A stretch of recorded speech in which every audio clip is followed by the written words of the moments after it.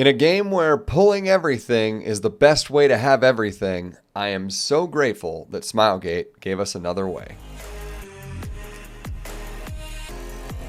Hey, what's going on, guys? This is Arkadin, and today we're going to be talking about specialty change units. This is a cool way that Smilegate put in 3-star units in the game and said, you know what, these ones aren't seeing as much use as we'd like to have out of them, and we think that we can actually increase their value and give them more longevity, basically taking them from a skilled version of a 3-star and sort of upping their skills and upping their talents and trees to becoming what could be a 5-star. So today we're going to talk about how you actually get these, like what you actually have to do to walk down the process of getting one of these characters, as well as which ones ended up being super studs and which ones ended up being hyper duds, like ones that just aren't even worth doing at all, and then all of the in between. So let's take a look at it, and I'll show you guys how to actually even create a specialty change. So when you're taking a look at your Heroes tab down here, you'll notice that there is a section right here called Specialty Change. That's where you're going to find what units you want to actually specialty change, where the list is, and which ones you can do at a time.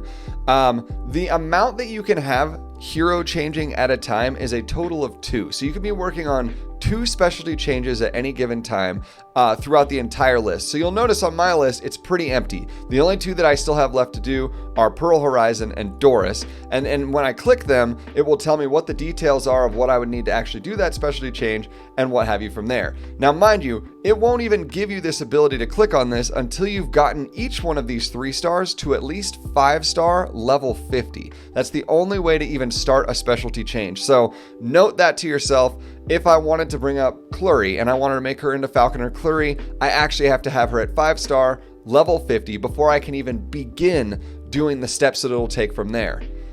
From there, you're then going to be able to look in these details and go, okay, these are the 4 things that I'm going to need to be able to actually get the Doll Maker Pearl Horizon from what I had before. So in this case, eliminate 500 artificial creatures. I can then hit go, and it will then tell me how to actually do that. It'll find on the map where some of those are, or at least in what area, and then I can go to the info here in the region and take a look and see that those particular units happen to be in 7.6 and 7.9. So I can go in there and I can farm those. I think that finding guides that are a specific character specialty change, a lot of times those guys will go out and find what are like the best of those levels to actually farm those particular things. But that's just the basic gist of it. You're going to be going into the hero, you're going to be clicking on specialty change, and then from there, you'll be able to actually pick the 2 that you want, and then you can start working on the details. My opinion would be try and find a couple of the ones that are easier if you're trying to complete all of them right off the bat, or pick ones that are sort of more important. So then, Arkadin, how do I decide which ones are more important? Well, don't worry, dude. I'll tell you. Here's how you can kind of decide which ones are the ones that are actually worth your time. If you look through the entire list here, I would say that there are 4 absolutely worth your time, and the rest of them are either niche or they just take way too long for the amount of actual value that they end up having. So the first one of the 4 is going to be Falconer Kluri. She is one of the earlier specialty changes that got added to the game, and just phenomenal. They had to nerf her because she was way too good. Has the ability to strip off all buffs on one character, also apply a 2-turn provoke and a 2-turn defense break. Oh, and by the way, it's an ability, so it doesn't actually count. It doesn't actually count against the miss chance that you would normally have if you were going from a water or a grass unit like she is into like a fire unit. It actually just like negates that completely. She's just can land it. It's insane. She's so good. You want to build her with a ton of effectiveness. You want to get her a lot of speed and then as much tank stats as you possibly can. Just a phenomenal character across the board, has really great healing for the team, is going to have combat readiness push on people when she actually uses her S1. She's so hard to replace. I mean, you can put almost any knight artifact on her that is going to be valuable for your team, and it's actually going to be super helpful. As far as an individual character goes, if you were playing sort of as a more individual style for her, the Justice for All is kind of the preference at the moment. In general, her specialty change takes a little bit of time to get through. It's not one of the easier ones. In fact, it may be one of the hardest and longest ones to get through because you have to level up silver dogs, I believe, all the way to like level 40. It takes a while, and you have to do it like for 5 different dogs or something ridiculous. Does help you as far as like getting your next 6-star, because I mean, you're not going to hurt yourself having all that extra fodder, but as far as getting through the actual content, it does take some time. You can grind this out and farm it faster than the next character we're going to talk about, but in general, this character is just so unbelievably worth it and has so much utility across the board. Absolutely get this one done. Next up is Commander Lorina. Commander Lorina is one of the few characters in the game that has no debuffs, does not debuff anything at all, but does have the ability to combat readiness push herself, has the ability to just continue cycling through, and the more turns that she takes, gains a lot of extra attack, up to 5 times, and it can be on like, I believe 15% extra attack, or an extra attack percentage every single time, like multiplied by 5. Just does heavy hitting damage across the board, and really ends up being a great choice for a lot of Abyss floors and into, I believe, Brutal Ferris. A lot of people have found a lot of success with her in Brutal Ferris on expeditions as well. Her specialty change takes a little bit longer to get through. I think it was that you needed to have a whole bunch of urgent missions. You had to have like a good chunk of urgent missions pop up and then do them. And there was no real way to like proc urgent missions quickly. However, Commander Lorina in general, phenomenal character across the board, especially if you don't have Luna, and will carry you very, very far through a lot of content. Absolute suggestion of taking her through. And she also was one of the ones that came out within the first like batch of characters that were going to be specialty changed. The next character to consider for specialty change, I would say, is Angelic Montmorancy. Her utility went so far beyond. The original reason they put this character in the game felt like at the time to sort of like outshine Angelica. Angelica was one of the best healers in the game and was the most sought after healer in the game, bar none at the beginning when it first came out. This is before Tamarin and her changes. This is before, obviously, Angelic Montmorancy existed. It was just normal Montmo, and normal Montmo was nothing in comparison. So there was a lot. The biggest things that you ended up getting with Angelica was you ended up getting a lot of immunity, team immunity, and you had the ability to heal pretty consistently between 2 abilities that gave your team a lot of general healing, because that's all we really had at the beginning of the game. And so Angelic Montmorancy comes along, and even though her specialty change took a little bit longer to get through, I would say certainly shorter than the first 2 we talked about, but more of like a moderate compared to some of them. Some of them are very easy. This one was more of like a midway version of. Montmorancy has the ability to literally sleep on her S1, which is insane because a lot of bosses can't actually be slept. So that means that she has the ability to use her S1 and not debuff bosses, making her extremely useful in a lot of PvE content. In PvP content, she has the ability to potentially sleep, which is also pretty busted and super, super good. Then you look at her S2. Her S2 heals everybody. And once you go through the specialty tree, you get also a 100% chance to actually get rid of a debuff off of all characters on the team. So you're going to get 1 debuff off of everybody, and it's going to heal them with the S2, which is awesome. Then you have the S3 that they added, and the S3 makes it so that it will actually get rid of 2 debuffs. It'll heal, and it will also give that character immunity. Now, it's not an AoE heal, but it is a heal that puts up a 2-turn immunity on that one person. Thing is if you still needed another big AoE heal, they made the burn for her S3 actually do the exact same thing, get rid of 2 debuffs and put up immunity on the characters, but it did it to everyone on the team, and it gave them all a heal. So you've got AoE heals inevitably on your S2, AoE heals if you burn on the S3, plus the reality that you're getting immunity up on the team, you're getting dispels done on both of those like spells in general, and she actually scales using effect resistance, which is amazing. It basically makes it so that you want to put a good chunk of effect resist on her, which means that when you get into PvP situations or different PvE situations where you don't want to get slept or stunned or defense broken or all the different debuffs that might fall on her, you're actually in a great position anyways, because she generally just doesn't actually take them. She'll resist so much stuff.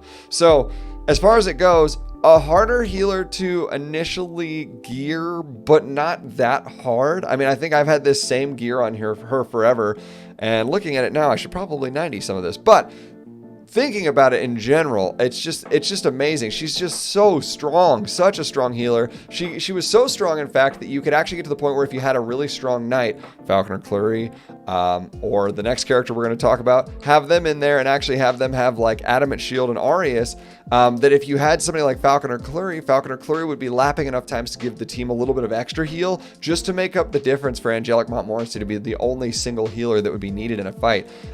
Phenomenal character and very worth going through the specialty change for. The fourth and final one is going to be Adventurer Ross. Adventurer Ross is also amazing, and I think he kind of had to be. We all kind of wanted to see Ross go from being sort of this like extreme dud of a character that really didn't have a lot going for him to a character that was going to be used and utilized, especially as they continued to move the story forward and move him away from being like heir of the covenant to being like this human that's part of the world now. And so Adventurer Ross is fantastic. You're going to build him just like you would anything else, like tanky, decent amount of speed, as much effectiveness as you can, yada yada. A little bit of effectiveness as well too is super helpful. But what's interesting is his kit. They did such cool stuff with his kit. So his S1 will actually have a large chance, 75% chance to dispel a buff. So that's super good for going against stuff like Hell Queen and things that are just like constantly trying to re-put up buffs, and he can just like basically he doesn't steal them, but he'll dispel them right off of them, which is amazing.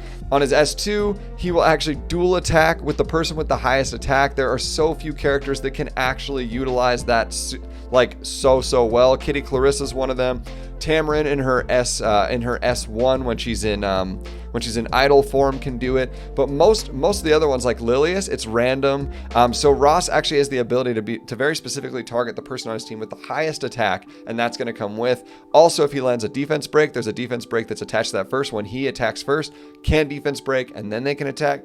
It's unbelievable. It's super good. And then in his S3, he has the ability to heal himself as well as increase defense by 2 turns for his entire team, and then just do damage in an AoE fashion. So in general, Adventurer Ross is just great. I mean, he's just a great character to build up at this point. He's got a lot of utility that was sort of reminiscent when people were starting to see like Lilius initially, but then also had like some other ones that made him a little bit different. So having both of them geared kind of mattered.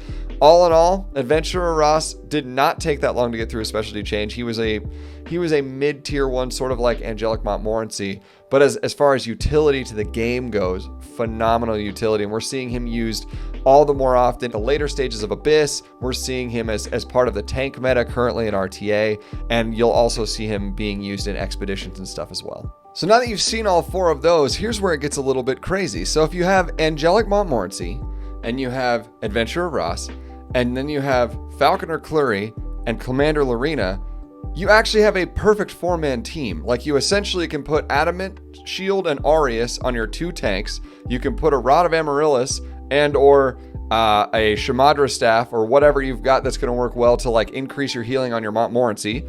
And then you just either put Uberius's Tooth or Daydream Joker if you're doing PvE content on your Commander Lorina, and it might be a slower team, but you have a lot of versatility, a lot of healing, a lot of tank, a lot of damage across the board with that particular team. It's actually amazing. Like, they set this up, and I have to just like almost just like look at what Smilegate did with these and go like, man, great job. You set it up so that if people didn't have a specific piece of a team that they were missing, they could just replace it with a 3-star that was amazing and could be a specialty change that could actually not just be good enough, but be actually amazing in it. So to summarize, are specialty changes amazing? Yes. Should you do them? Yes. Are there ones that are going to be more niche specifically to what you are trying to build in like a team? Yeah, I mean, if you want more control teams in your life, maybe Pearl Horizon, like Dollmaker Pearl Horizon, or All-Rounder Wanda. If you want to have something that has the feel of a T-Surin, but will never actually be T-Surin because it's way too slow, Chaos Inquisitor. You need a cleaver for your team. Axe God or Chaos Inquisitor Axe. All of those are amazing choices. You need some speed, you need some utility to add to your team. Go ahead and use Righteous Thief Ruzid or Helga. Just generally the healers. You've got Doris if you're trying to deal with teams that are dark, or Hazel if you have a team that is fire units and you want to just enhance them. everything has its place and everything is relatively thought through on the way that those are supposed to work on a niche level. However, if you look at some of the older ones, and other than Adventurer Ross, who came out a little bit later, the initial three, it's funny that are kind of the best ones, are ones that were there to literally fill spaces that didn't exist in the game. And then once we got to the point where we were pitying for characters, it sort of changed the way that Smilegate started doing specialty changes, and everything that started to come out started to be a lot more niche instead of just actually good. And so that's why I think the older ones tend to be the ones that we end up trending toward more often. So anyways, guys, all good information. I hope this was helpful to anybody that may be either a new player or was trying to decide, like, what kind of specialty changes do I need to focus on first? Those four, man. Those four are so good. Anyways, we'll see you guys in the next video. Make sure to comment, like, subscribe. Love hearing from you guys, and we will see you guys early next week. Peace.